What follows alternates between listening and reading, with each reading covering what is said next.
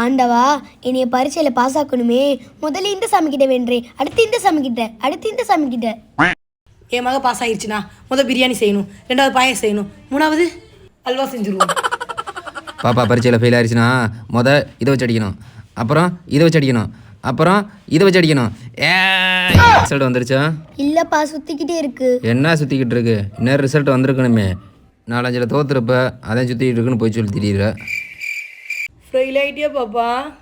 இல்லம்மா, இன்னும் வரலாம், சுத்திக்கிட்டு தான் இருக்கு. ஏன் பக்கத்துக்கு தனுசி ஊட்டி வந்துருச்சு ரிசல்ட். எல்லாருக்கும் ஒன்னாதான்ப்பா வரும். பாரு பாரு பாரு, தோத்துட்டியா? அப்பா, நீ படிச்சு பெரியாரா அம்மாவுக்கு வீடு கட்டி தருவேன்னு அம்மா நினைச்சேம்மா. ஏமா இப்ப நீ அழுகுற? ரிசல்ட் இன்னும் வரலம்மா, கொஞ்ச கழிச்சுதாம்மா வரும். சரசரி பிஸி ஆயிருக்குமா? இல்லை, அது எப்படி வரும்? பாஸ் ஆதானே வரும், ஃபெயிலாக எப்படி வரும்? அப்பா கொஞ்சம் அமைதியா இருக்குல்லேப்பா. கடவுளே, என் மகளை எப்படியாவது பரீட்சையில பாஸ் ஆகி கொடு கடவுளே. இப்ப எதுக்குமா நீ அழுகுற? இன்னும் ரிசல்ட் வரலம்மா, கொஞ்சம் டைம் கொடுமா.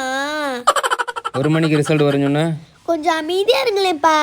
சத்தியம் பண்ணு, பரீட்சையில் தோக்க மாட்டேன்னு சத்தியம் பண்ணு. நான் நல்லாதான்ப்பா பரீட்சை எழுதுறேன், வர்றதுக்கு தான்ப்பா லேட் ஆகுது. இவன் மட்டும் இந்த பரீட்சையில ஃபெயில் ஆயிட்டானா நான் போய் ஆத்துல குதிச்சிருவேன். ஐயோ என் தங்கம்மா, நீ கொஞ்சம் அமைதியாயிரு.